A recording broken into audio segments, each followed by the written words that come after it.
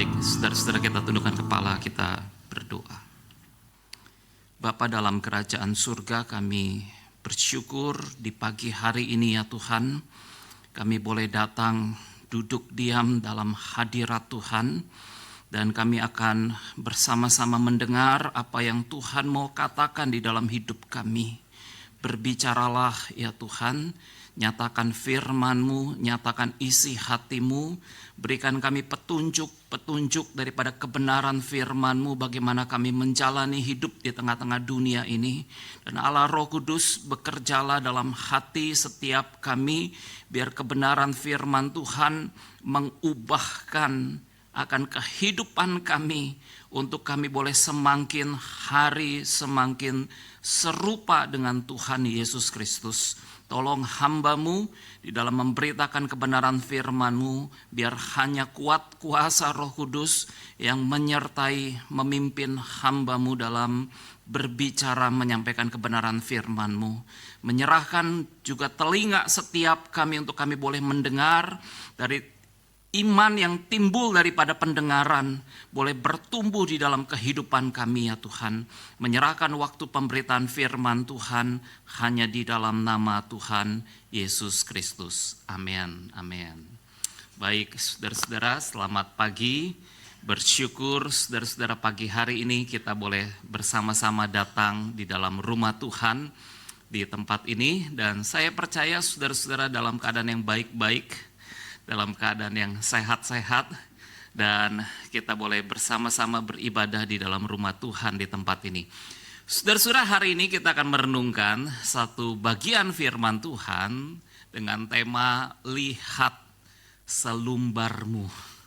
Saudara-saudara, mari kita bersama-sama membuka Alkitab kita. Kita akan melihat di dalam Matius pasal yang ke-7 ayat 1 sampai ayat yang ke-5. Atau ada baiknya saudara-saudara melihat yang ada di layar. Saudara-saudara, kita akan melihat yang ada di layar, saudara-saudara, karena ini kalau tidak salah saya ambil dari TB yang kedua.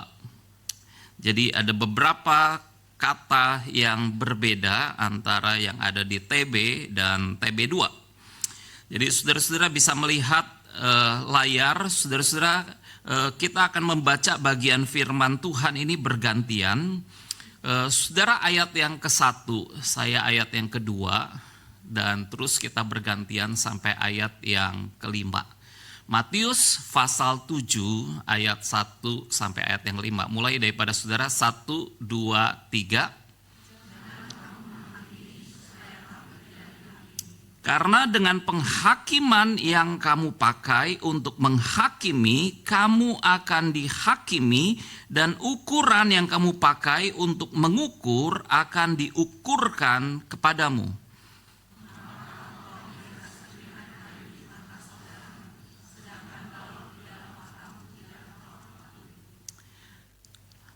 Bagaimana engkau dapat berkata kepada saudaramu, biarlah aku mengeluarkan serpihan kayu itu dari matamu, padahal ada balok di dalam matamu.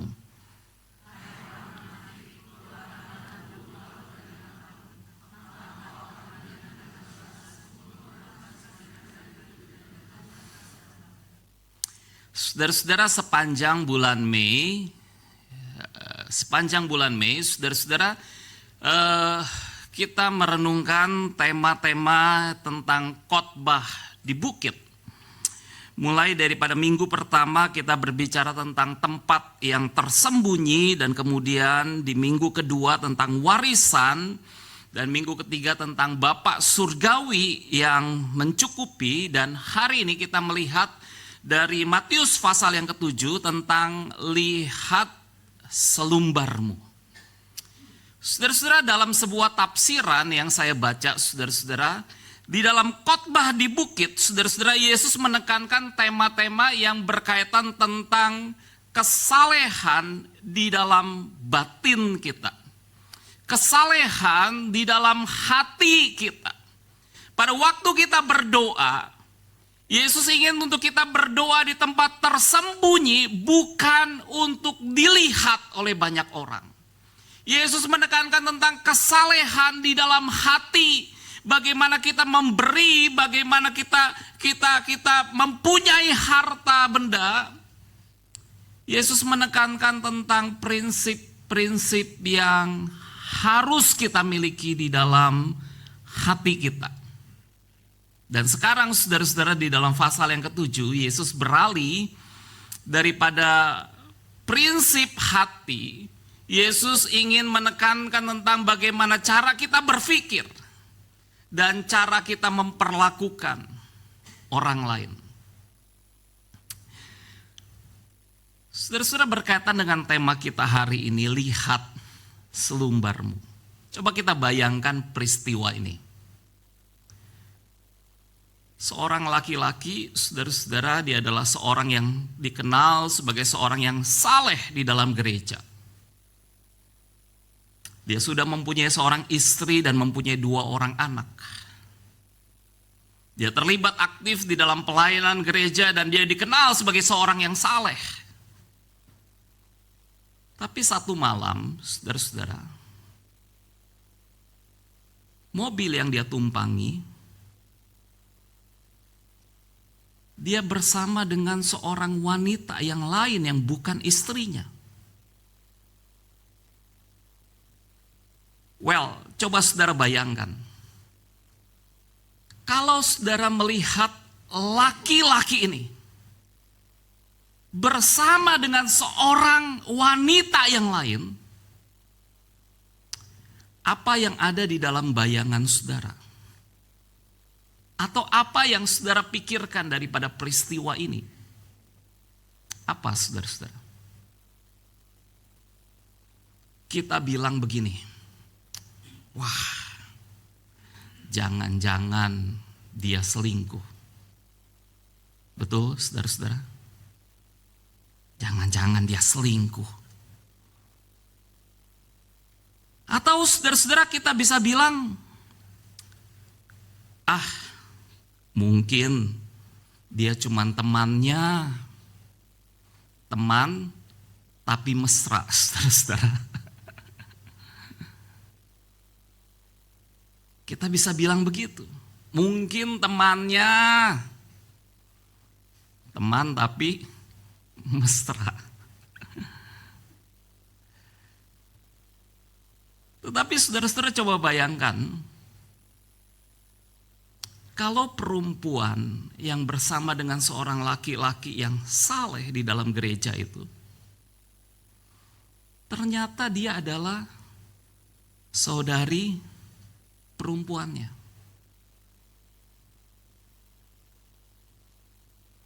Apa yang saya mau katakan, saudara-saudara?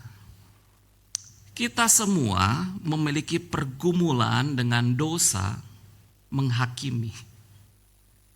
Kita semua, saudara-saudara, memiliki satu pergumulan tentang dosa di mana kita bersikap menghakimi orang lain. Saudara-saudara, di dalam Matius pasal yang ke-7, kita akan melihat yang pertama adalah tentang apa yang tidak diajarkan Yesus tentang menghakimi. Yang kedua, kita akan melihat tentang apa yang diajarkan Yesus tentang menghakimi. Pertama, apa yang tidak diajarkan oleh Yesus tentang menghakimi. Yang kedua, apa yang diajarkan oleh Yesus tentang menghakimi. Dan yang ketiga kita akan melihat tentang penghakiman Allah atas kita dan kaitannya dengan peristiwa Pentakosta yang hari ini kita rayakan bersama. Saudara-saudara, kita akan mulai pelajaran kita pada hari ini. Saudara-saudara, yang pertama adalah apa yang tidak diajarkan oleh Yesus tentang menghakimi. Saudara-saudara, di dalam ayat yang pertama, di situ Yesus mengatakan, janganlah kamu menghakimi supaya kamu tidak dihakimi. Dan ayat ini, saudara-saudara, adalah satu ayat yang sering kali dipakai oleh banyak orang. Kamu jangan menghakimi. Jangan, kamu gak boleh menghakimi. Kita akan melihat maksud Yesus apa. Tetapi banyak orang mengatakan, ya saya berdosa tapi kamu jangan menghakimi saya. Saudara-saudara, banyak orang salah mengerti tentang ayat ini. Tetapi saudara-saudara, di dalam ayat yang pertama ketika Yesus mengatakan janganlah kamu menghakimi, Yesus tidak melarang kita memberikan penilaian yang bijaksana atas hal yang benar dan hal yang salah. Yesus tidak melarang kita memberikan sebuah penilaian, ini benar, ini salah, ini baik, ini buruk, ini terang, ini gelap. Saudara-saudara, kita perlu memberikan penilaian yang bijaksana atas sesuatu peristiwa, atas satu keadaan. Kita perlu memberikan penilaian yang bijaksana di dalam kehidupan ini. Dan Yesus tidak melarang kita memberikan penilaian yang bijaksana seperti itu. Saudara-saudara, bukankah setiap hari kita membuat sebuah penilaian tentang apa yang terjadi di dalam hidup kita, bukan? Beberapa waktu yang lalu saya pergi ke IPK konseling untuk mengikuti sebuah tes, saudara-saudara. Dan saya tahu daerah Citra Raya itu macet, saudara-saudara. Jadi saya mulai membuat sebuah penilaian di dalam diri saya. Saya akan berangkat ke IPK konseling di daerah Dan Mogot dari Citra Raya. Maka saudara-saudara, malam hari sebelum saya berangkat, saya mulai menghitung. Saya perlu berangkat jam berapa. Maka saudara-saudara, saya membuat sebuah target berangkat 2 jam. Berarti saya perlu 2 jam untuk bisa sampai ke IPK konseling di daerah Dan Mogot. Jadi saya siapkan waktu 2 jam, saudara-saudara. Lihat malam di Google Map, lihat, wah sebenarnya 1 jam. Tapi itu malam, saudara-saudara, jam 11 malam ya kan. Enggak macet, enggak ada kendaraan, cuma sedikit kendaraan. Tapi saya tahu saya akan berangkat pagi hari. Dan saya perlu tiba 8:30. Maka saya perlu membuat sebuah penilaian. Bagaimana saya supaya tidak terlambat sampai ke tempat itu. Saya hitung estimasi dan kemudian saya berangkat. Dan saya tidak terlambat sampai di tempat itu. Saudara-saudara, Tuhan memberikan kita hikmat bagaimana kita perlu membuat sebuah penilaian yang bijaksana tentang apa yang baik dan apa yang buruk, tentang hal yang benar dan hal yang salah. Di Alkitab, saudara-saudara, diceritakan Raja Salomo yang terkenal dengan hikmatnya yang luar biasa. Satu kali, saudara-saudara, Raja Salomo ini didatangi oleh 2 perempuan sundal, dikatakan di dalam Alkitab. 2 perempuan sundal ini mereka tinggal dalam satu rumah. Dan ketika malam hari, saudara-saudara, mereka tidur. Perempuan yang satu sudah memiliki seorang bayi. Dan perempuan yang lain juga sudah memiliki seorang bayi.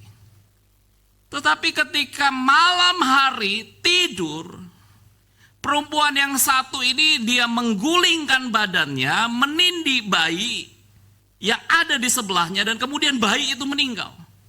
Dan dia tukar bayi itu dengan perempuan yang lain. Dan ketika pagi hari, seorang ibu yang memiliki seorang bayi, tiba-tiba ketika dia ingin menyusui, anaknya didapati mati, meninggal. Wah, saudara-saudara, peristiwa ini dibawa kepada Raja Salomo. Dan ketika dihadapkan kepada Raja Salomo, seorang ibu mengatakan, ini bayi saya. Tetapi ibu yang lain mengatakan, enggak, ini bayi saya, yang mati bayimu, yang mati bayimu. Mereka saling tunjuk, menunjuk. Saudara-saudara, bagaimana menyelesaikan persoalan ini? Diperlukan penilaian yang bijaksana tentang apa yang benar dan apa yang salah. Dan Salomo di dalam hikmatnya, saudara-saudara, Salomo mengatakan, oke, supaya adil, belah dua bayi ini. Berikan yang sebagian untuk ibu itu, berikan yang sebagian untuk ibu itu. Oh, saudara-saudara, seorang ibu yang memiliki seorang anak, saudara-saudara, dia menangis dan dia mengatakan, biarkanlah anak itu untuk ibu itu, jangan bunuh anak itu. Tetapi seorang ibu yang lain mengatakan, iya itu bagus, belah saja, yang setengah untuk saya, yang setengah untuk ibu itu.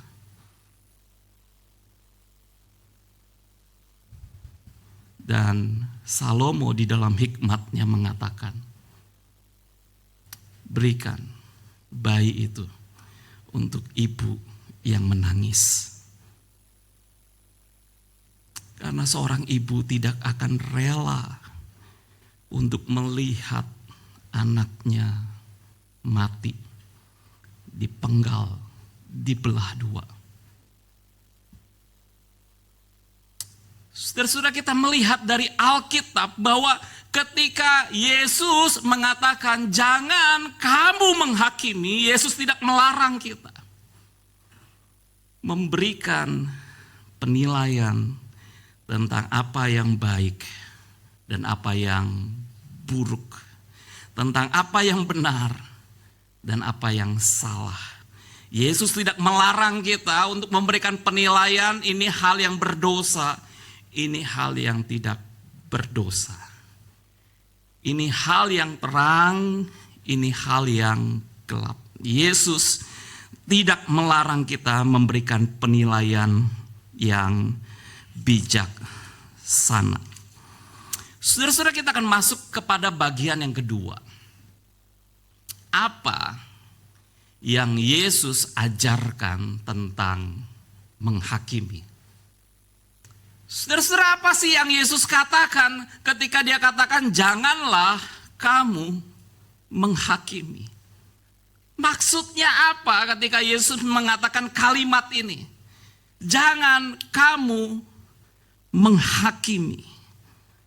Saudara-saudara, kata menghakimi di dalam ayat ini, saudara-saudara, itu menggunakan bahasa Yunani yaitu krino, artinya adalah mengutuk, menjatuhkan hukuman. Kata krino, sekali lagi saudara-saudara, ini artinya adalah mengutuk, menjatuhkan hukuman. Saudara-saudara, dengan kata lain Yesus mengatakan jangan kamu mengutuk orang lain, jangan kamu menghakimi orang lain dengan kesombongan, dengan arogan. Jangan kamu menghukum orang lain dengan munafik. Padahal ada dosa di dalam dirimu. Kamu gak lihat dosamu, tapi kamu bisa lihat dosa orang lain. Itu sebabnya saudara-saudara, di dalam ayat yang ketiga Yesus mengatakan, mengapa engkau melihat selumbar serpihan kayu di dalam ayat TB2. Mengapa engkau melihat selumbar di mata saudaramu, sedangkan balok di matamu sendiri tidak engkau ketahui? Saudara-saudara, Yesus menggambarkan bahwa seseorang terkadang dia mampu melihat kesalahan orang lain, tetapi tidak mampu melihat kesalahannya sendiri. Saudara-saudara, perumpamaan Yesus tentang selumbar dan balok adalah hal yang menarik. Kenapa? Karena selumbar itu ternyata adalah serpihan kayu. Selumbar itu adalah seperti debu kecil sekali. Selumbar itu, saudara-saudara, dikatakan bahwa selumbar itu seperti serbuk gergaji. Begitu kecil. Tetapi orang bisa melihat selumbar di mata saudaranya. Kesalahan kecil di mata saudaranya, sedangkan Yesus katakan balok. Balok itu adalah kayu besar yang menopang sebuah bangunan, menopang sebuah atap. Balok di matamu tidak engkau lihat. Wow. Kesalahan besar, dosa besar di dalam hatimu tidak engkau ketahui. Tetapi dosa yang kecil di mata saudaramu engkau lihat. Saudara-saudara, ini menggambarkan tentang kehidupan kita. Bukankah kita kadang-kadang seperti apa yang Yesus katakan dalam hubungan suami dan istri? Kadang-kadang saudara-saudara, kita bisa melihat serpihan kayu di mata istri kita. Balok di mata kita, kita bisa lihat gak? Kadang-kadang kita gak lihat. Kadang-kadang kita bisa melihat serpihan kayu itu di mata anak kita. Kita bisa menunjuk kesalahannya, kita bisa mengomeli kesalahannya. Tetapi balok di mata kita tidak kita ketahui.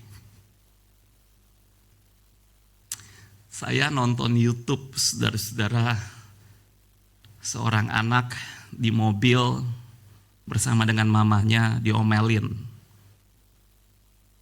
Kamu gimana sih? Masa taruh barang lupa? Taruh barang lupa. Kamu cari, kamu mesti ingat. Barang kamu taruh di mana? Jangan lupa. Mamanya sedikit, dalam tanda kutip, ngomel, saudara-saudara. Tapi kemudian mamanya bilang sama anaknya. Mamanya lagi cari-cari sesuatu. Dan kemudian mamanya bilang begini, "Nak, kamu lihat gak handphone mama? Itu handphone mama." Maksudnya dipakai buat rekam, saudara-saudara. "Oh iya," kata mamanya. Kemudian anaknya ngomel. "Mama gimana sih? Mama kok suka lupa? Lupa melulu. Ya begitulah, saudara-saudara. Balok di mata kita susah kita lihat. Tetapi saudara-saudara, serpihan kayu di mata orang lain, kita kadang-kadang mudah untuk melihatnya. Saudara-saudara, ini bukankah hal ini menggambarkan tentang kehidupan kita? Di Alkitab, saudara-saudara, diceritakan tentang orang Farisi dan pemungut cukai. Apa yang dilakukan oleh orang Farisi itu, saudara-saudara? Orang Farisi itu ketika dia berdoa di bait Allah, dia bilang, "Aku mengucap syukur kepadamu, ya Allah, karena aku tidak sama seperti semua orang lain, bukan perampok, bukan orang lalim, bukan penjina, bukan juga seperti pemungut cukai ini." Well, saudara-saudara, kalau saudara berdoa di bait Allah dan saudara jadi pemungut cukai, kira-kira saudara sakit hati atau sakit gigi, saudara-saudara? Kita akan sakit hati, saudara-saudara. Ini kok ada ya orang seperti orang Farisi ya. Orang mau berdoa malah ditunjuk-tunjuk. Bukan seperti pemungut cukai ini. Saudara-saudara, Orang Farisi itu berkata, bukan seperti pemungut cukai ini. Dan kemudian dia mengatakan, aku berpuasa 2 kali seminggu. Aku memberikan 1/10 dari segala penghasilanku.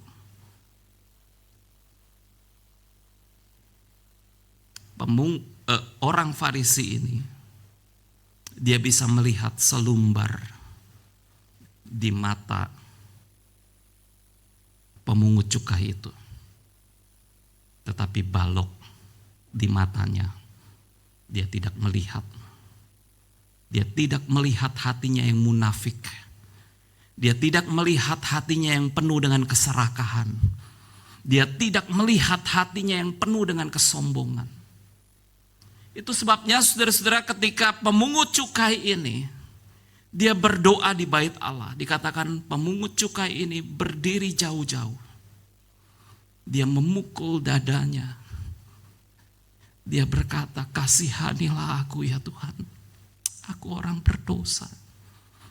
Dia memukul dadanya dan dia berkata kepada Tuhan, Tuhan aku orang berdosa. Dan penghakiman Allah terjadi. Yesus mengatakan, orang Farisi itu, dia direndahkan oleh Tuhan. Tetapi pemungut cukai itu, dia ditinggikan, dia dibenarkan oleh Tuhan. Karena dia berdoa dengan tulus. Dia tidak menghakimi orang lain. Dia tidak melihat akan selumbar di mata saudaranya. Pemungut cukai itu tidak melihat selumbar di mata saudaranya, tetapi pemungut cukai itu melihat selumbar di dalam dirinya. Dia melakukan yang Yesus inginkan. Lihat selumbarmu. Dan dia bereskan selumbar yang ada di dalam dirinya. Saudara-saudara, perubahan itu terjadi karena faktor ini. Kita melihat selumbar kita, bukan melihat selumbar orang lain. Perubahan di dalam kehidupan kekristenan kita terjadi ketika kita menyingkirkan balok, menyingkirkan selumbar di dalam diri kita. Baru kita bisa membereskan balok dan selumbar di mata saudara kita. Yesus menegur tentang orang-orang yang munafik. Saudara-saudara, kita melihat di ayat yang kedua. Yesus mengatakan, perhatikan saudara-saudara, ini ayat yang sangat keras yang Yesus katakan. Matius 7 ayat yang kedua dikatakan, karena dengan penghakiman yang kamu pakai untuk menghakimi, kamu akan dihakimi. Dan ukuran yang kamu pakai untuk mengukur akan diukurkan kepadamu. Saudara-saudara, seperti ada satu hukum timbal balik yang terjadi. Kamu menghakimi orang lain, kata Yesus, kamu akan dihakimi. Kamu mengukur orang lain dengan ukuran yang kamu pakai, itu akan diukurkan kepadamu. Seperti ada satu hukum timbal balik yang terjadi, saudara-saudara. Seorang penafsir Alkitab yang bernama D.A. Carson, dia mengatakan begini, saudara-saudara. Mereka yang menghakimi seperti ini pada gilirannya akan dihakimi bukan oleh manusia, tetapi oleh Tuhan. Orang-orang yang menghakimi itu akan dihakimi oleh Tuhan. Murid yang mengambil alih tugas untuk menghakimi apa yang dilakukan orang lain, orang itu sedang merebut tempat Tuhan. Tuhanlah yang seharusnya menghakimi. Saudara-saudara, kita perlu melihat akan apa yang Yesus katakan. Jangan kamu menghakimi. Jangan kamu mengutuk orang lain. Jangan kamu menghakimi orang lain dengan arogan, dengan munafik. karena kamu akan dihakimi. Saudara-saudara, di dalam Matius 18 diceritakan ada seseorang berhutang kepada raja 10.000 talenta. Berapa 10.000 talenta? Itu jumlah yang besar. 1 talenta itu adalah orang kerja bertahun-tahun. 1 talenta. Dan 10.000 talenta itu adalah jumlah yang sangat besar. Orang itu bekerja seumur hidup, dia tidak bisa melunasi hutangnya. Dengan kata lain, saudara-saudara, orang ini punya hutang yang tidak mungkin dia bisa bayar kepada raja. Apa yang dilakukan oleh raja? Raja memanggil orang yang berhutang 10.000 talenta itu, dan kemudian orang itu menghadap raja. Dan kemudian raja mengatakan, gimana hutangmu? Kapan kamu bayar hutangmu? Dan dia memohon belas kasihan raja, kasihanilah aku ya raja, tunggulah waktu untuk aku bisa membayar hutangku, tolonglah aku. Raja mengatakan, rampas seluruh hartanya, jadikan anak istrinya menjadi budak, ditawan. Wah, saudara-saudara, orang ini menangis di hadapan raja dan dia memohon belas kasihan raja. Raja dalam belas kasihannya memaafkan, mengampuni kesalahan, hutang yang besar yang dimiliki oleh orang ini. Dia hutang 10.000 talenta. Tetapi kemudian saudara-saudara, dia ketemu dengan temannya. Temannya juga ternyata punya hutang sama dia. Wah, waktu dia keluar dari istana raja, waktu dia keluar dari kerajaan, dia ketemu temannya. Lu kan yang hutang sama gua, dia bilang.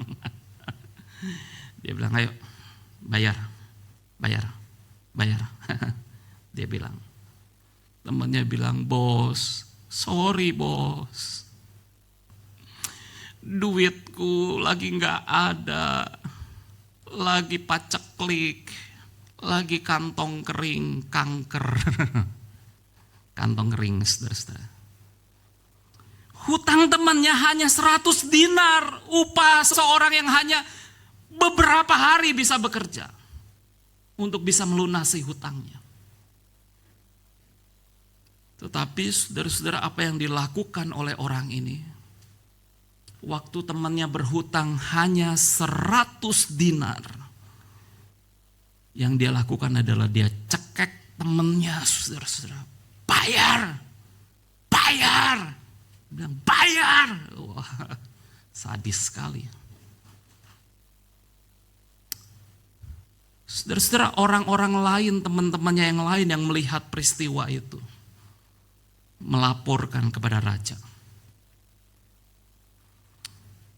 Dan apa yang terjadi kepada seseorang yang sudah diampuni, yang sudah dibebaskan hutangnya, tapi dia menuntut, dia melihat selumbar di mata orang lain, tetapi balok di matanya tidak dia lihat. Dia menuntut orang lain, dia menghakimi orang lain dengan kejam, tapi dia tidak melihat dosanya. Maka raja menangkap orang ini, dan kemudian raja katakan, biar dia dihancurkan oleh algojo. Dia dihukum oleh algojo. Kamu sudah diampuni, kamu sudah dilunaskan hutangmu. Mengapa engkau bertindak keras? Kenapa engkau bertindak kejam? Kenapa engkau tidak berbelas kasihan kepada saudaramu? Maka sekarang penghakiman Allah jatuh kepada orang itu. Dan orang itu mengalami penghukuman Allah. Saudara-saudara, ketika kita berbicara tentang gereja, kita ingin gereja menjadi komunitas yang seperti apa? Komunitas yang berbelas kasihan? Atau komunitas yang menghakimi dengan kejam, dengan keras, dengan tidak berbelas kasihan? Kita ingin menjadi komunitas gereja yang seperti apa? Saudara-saudara, di dalam Kisah Para Rasul, ketika hari pencurahan Roh Kudus, para rasul dipenuhi dengan Roh Kudus dan Petrus berkhotbah dan 3.000 orang bertobat, dan terjadilah pada waktu itu jemaat mula-mula. Dan pada waktu jemaat mula-mula terbentuk, bagaimana kehidupan jemaat mula-mula? Apakah mereka saling menghakimi?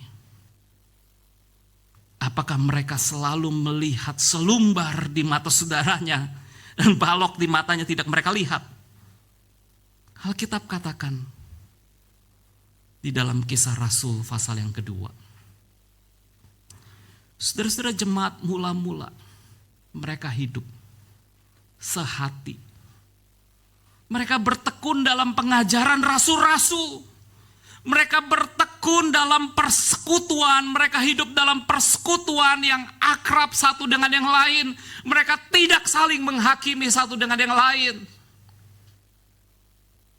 Mereka menjadi komunitas yang saling mengasihi. Bukankah ini yang Yesus inginkan, saudara-saudara? Kita bukan menjadi komunitas yang saling mengutuk, tetapi komunitas yang saling mengasihi. Komunitas yang hidup dalam persekutuan yang akrab satu dengan yang lain, dipenuhi dengan kasih Kristus. Kita tundukkan kepala, kita berdoa. Bapa, kami bersyukur buat kebenaran firman-Mu ya Tuhan. Tuhan tolong kami. Tuhan pimpin kami. Supaya kami hidup dalam persekutuan yang indah. Sebagai saudara seiman. Bukan saling mengutuk, tetapi saling mengasihi satu dengan yang lainnya. Terima kasih untuk firman-Mu ya Tuhan. Tuhan teguhkan, kuatkan, pimpin kehidupan setiap kami. Di dalam nama Tuhan Yesus Kristus kami berdoa. Amin. Amin. Tuhan memberkati saudara-saudara sekalian.